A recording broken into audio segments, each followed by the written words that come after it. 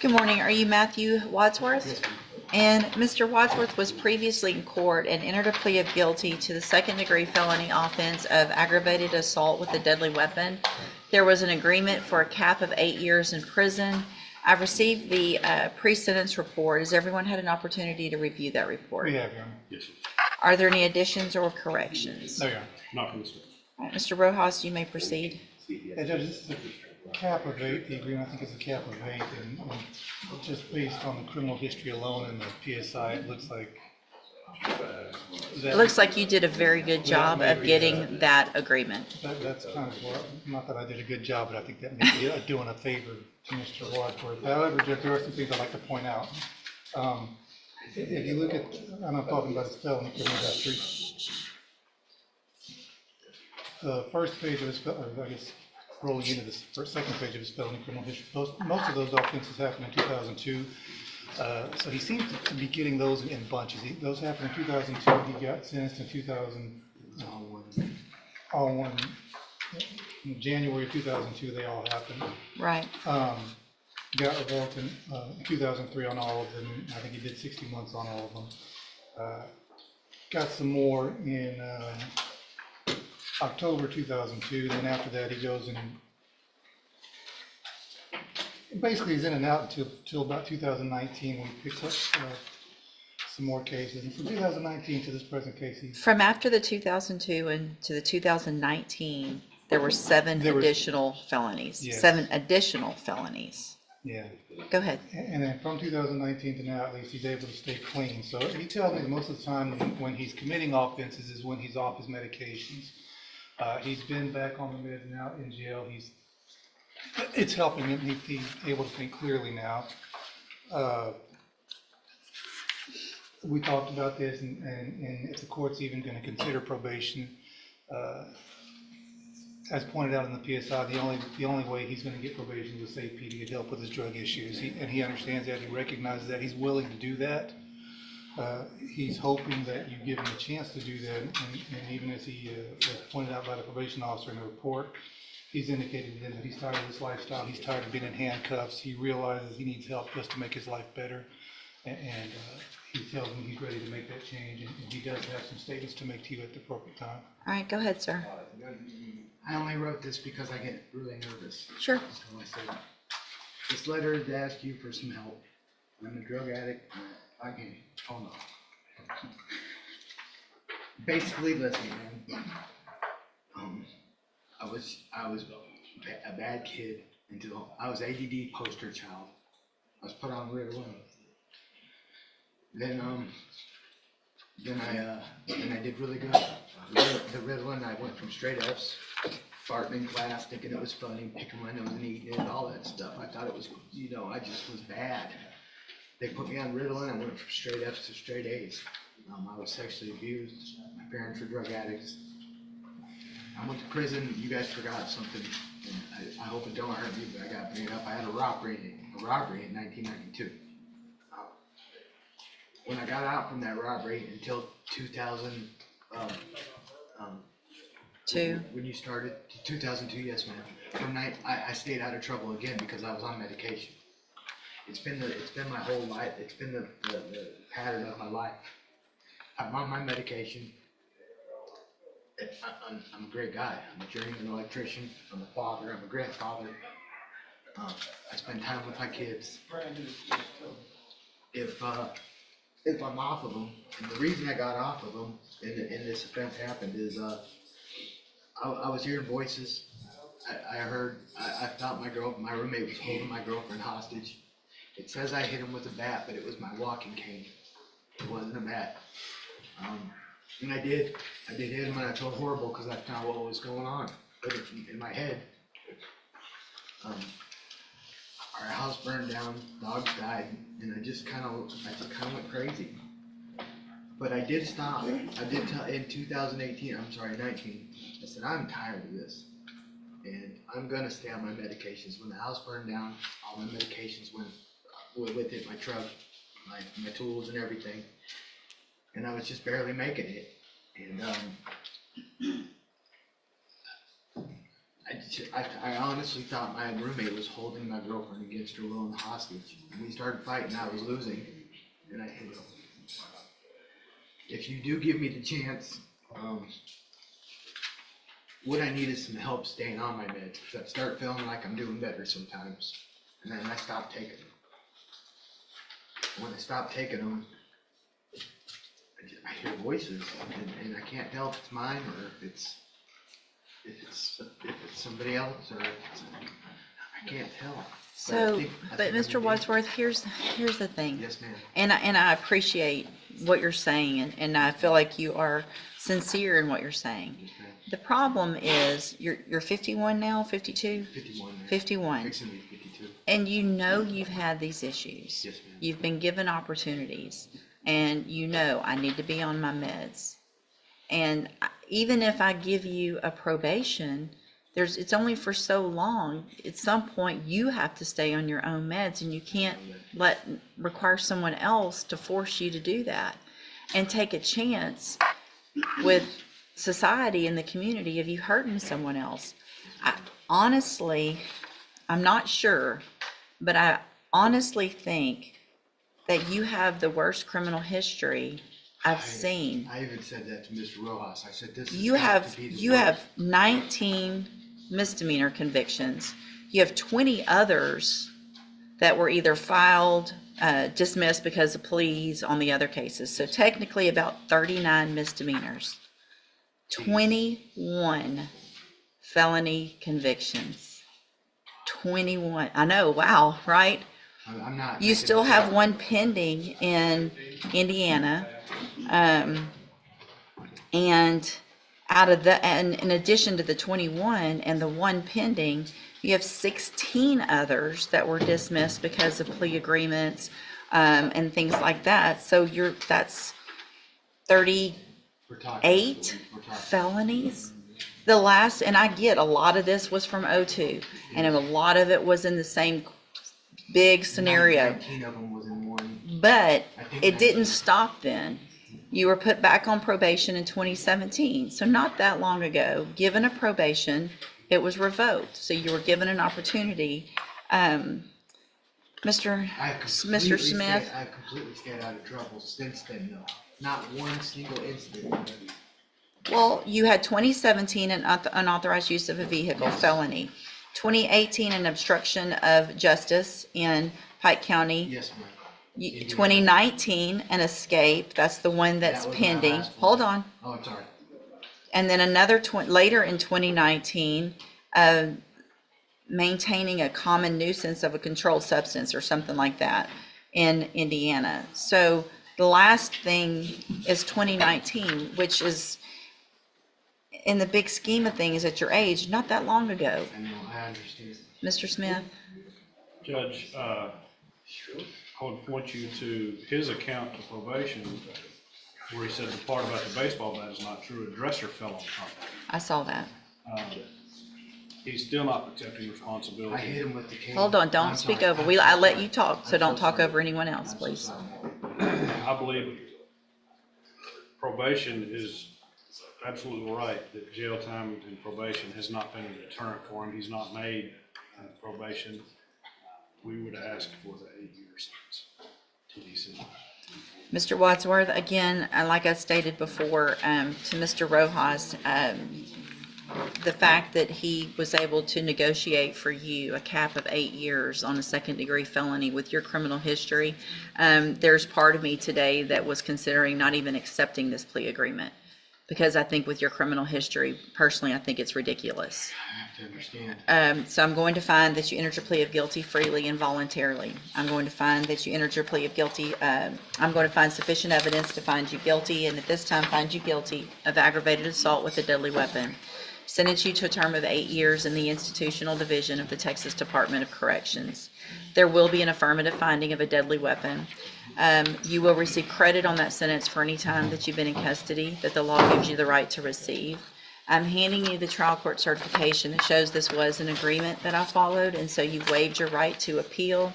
I have also handed you a written admonishment regarding your ineligibility to possess a firearm or ammunition. Because of the judgment entered against you, you're ineligible under Texas law to possess a firearm or ammunition.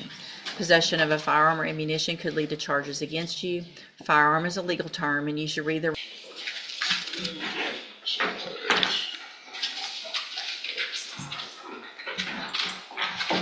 I'll print the exhibits out. right here, right here.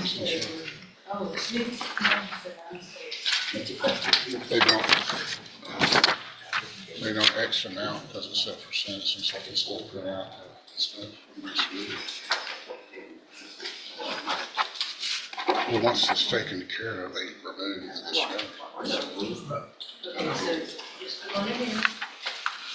Good grief, I just wrote 2023. I was writing 2028? Great. At least I'm making us younger, not older. said I tried to. What is this? Hers. I'm gonna take care of it, Mr. Mayor. All right, ma'am, good morning. Are you Melissa Taylor? Yes, ma'am. And will your client waive the formal reading of the indictment in each case? So waive. I'm going to take judicial notice of the court's file. Ms. Taylor was evaluated for competency to stand trial. Dr. Capon did that evaluation. I've received the report dated May 22nd of 2025 with the finding from Dr. Capon that Ms. Taylor is currently competent to stand trial. Is there any other evidence with regard to competency? Your Honor, I can only say that I've visited with her a couple of times out at the jail and again this morning, and I believe that she's mentally competent. All right. I can't say that there's no evidence of mental incompetency because I think that there was at one time the evidence, but there's been none that I've observed that would lead me to think that she's currently mentally incompetent. All right, and Mr. Nichols? Nothing to add, Your Honor. All right, then, based on the report and Mr. Kimler's comments, I am going to find Ms. Taylor currently competent to stand trial. Now,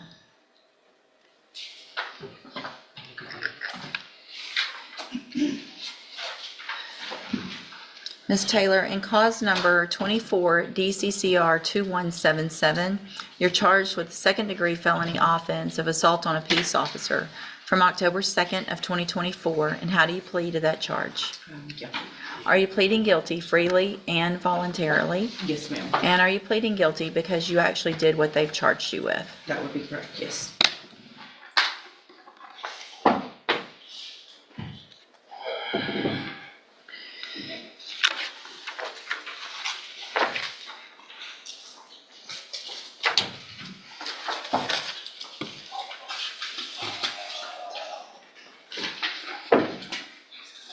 All right, and in cause number 24, DCCR 2311, you're charged with the state jail felony offense of credit or debit card abuse from October 2nd of 2024, and how do you plead to that charge? Guilty. Again, are you pleading guilty freely and voluntarily? Yes, And are you pleading guilty because you did what they've charged you with? yes, ma'am. In each of these cases, I have here on the computer some documents that have your signature on them that the state has marked as exhibit number 1. Before you signed these, did you go over them with Mr. Kimler? I did. Do you fully understand them? Yes, ma'am, I do. And do you understand, if I follow the agreement that you've made with the district attorney, that you'll be waiving or giving up any right to appeal? Yes, And it looks like the agreement that you've reached is for a cap of 5 years in the assault on a peace officer case.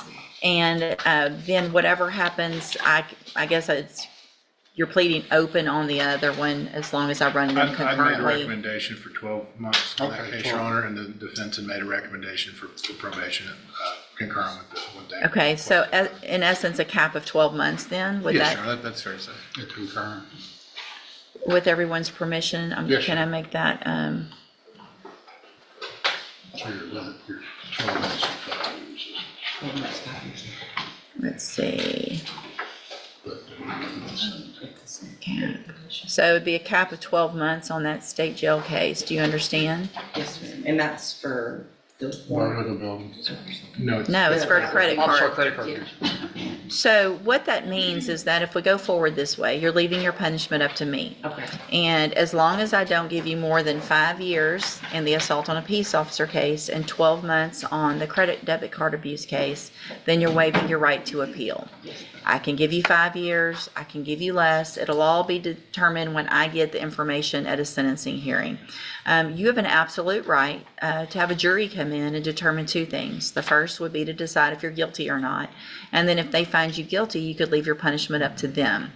If we go forward this way, you're waiving that right and leaving it up to me with those ranges that you've agreed to. Is that what you want to do? Yes, ma'am. Do you also understand, if you're not a U.S. citizen, that a plea of guilty or no contest may result in your deportation, exclusion from admission to the country, or denial of naturalization under federal law? Yes. State tenders number 1 in each case. Without objection. It's admitted in each case. All right, ma'am, I'm going to find that you entered your pleas of guilty in each case freely and voluntarily.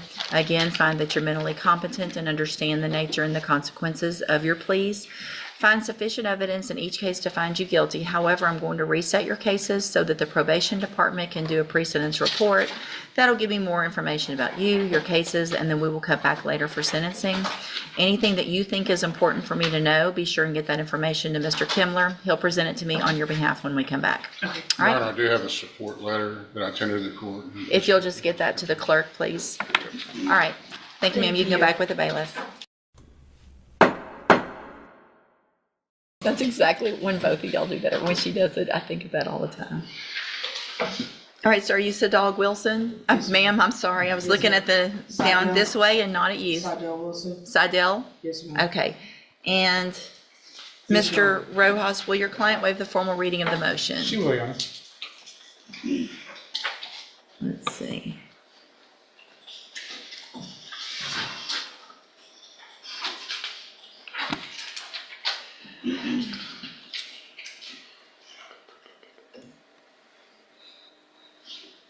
I'm getting there. All right, Ms. Wilson, in cause number 22-40450, I have a first amended motion to revoke your unadjudicated probation. This shows that you were placed on probation February 27th of 2024 for the offense of burglary of a habitation, and that was a 5-year deferred probation. Is that correct? Yes, Your Honor. And then it alleges that you violated your probation. Count 1 alleges that you failed to report as directed to the probation department March 14th, March 26th, April 9th, April 23rd, May 8th, and May 22nd, June 4th, and June 18th of 2024. And is that true or not true? Yes, Your Honor. Is it true? Okay. Count 2 alleges that you failed to work faithfully at suitable employment and provide verification of that. And is that true or not true? Yes, Your Honor. Judge, since we have an agreement. Listen, hold on. I'm sorry. Thank you. Since we have an agreement, we could drop 3, 4, 5, and 6, and just go to 7, if that's all right with the court. Count 7 alleges that you were arrested for the offense of failure to identify a fugitive from justice and giving false information, April 14th of 2025. And is that true or not true? True. Count 8 alleges that you were arrested for possession of drug paraphernalia, April 14th of 2025. And is that true or not true? True. And then count 9 alleges that you were at a location other than your residence at approximately 12:32 a.m., April 14th of 2025. And is that true or not true? True. Did you enter your pleas of true to counts 1, 2, 7, 8, and 9 freely and voluntarily? True. Were they volunteer? Volunteer. And did you, it's okay. Yes, Your Honor. It's all right. Sorry. You're good. Thank you. Did you enter those pleas of true freely and voluntarily? Yes. And did you plead true to those counts because they're actually true? Yes, Your Honor. I have here on the computer some documents that have your signature on them that the state has marked as exhibit number 1. Before you signed these, did you go over them with Mr. Rojas? Yes, Your Honor. And do you fully understand them? Yes, Your Honor. And do you understand, if I follow the agreement that you've made with the district attorney, that you'll be waiving or giving up any right to appeal? Yes, Your Honor. State tenders number 1, No objection. it's admitted. Is there any evidence that Ms. Wilson is not competent? No, Your Honor. All right, ma'am, I'm going to find that you entered your pleas of true to counts 1, 2, 7, 8, and 9 freely and voluntarily. Find those counts true. Find sufficient evidence to find you guilty, and at this time, find you guilty of burglary of a habitation. Sentence you in accordance with your agreement to a term of 3 years in the institutional division of the Texas Department of Corrections. You will receive credit on that sentence for any time that you've been in custody, but the law gives you the right to receive. I'm handing you the trial court certification that shows this was an agreement that I followed, and so you have waived your right to appeal. I have also handed you a written admonishment regarding your ineligibility to possess a firearm or ammunition. Because of the judgment entered against you, you're ineligible under Texas law to possess a firearm or ammunition. Possession of a firearm or ammunition could lead to charges against you. Firearm is a legal term, and you should read the written admonishment I provide you to see what devices qualify as a firearm. If you have questions about the laws that make you ineligible to possess a firearm or ammunition, or about how long that lasts, you can talk to Mr. Rojas. Yes, Your Honor. Good luck to you, ma'am. Thank you, Your Honor.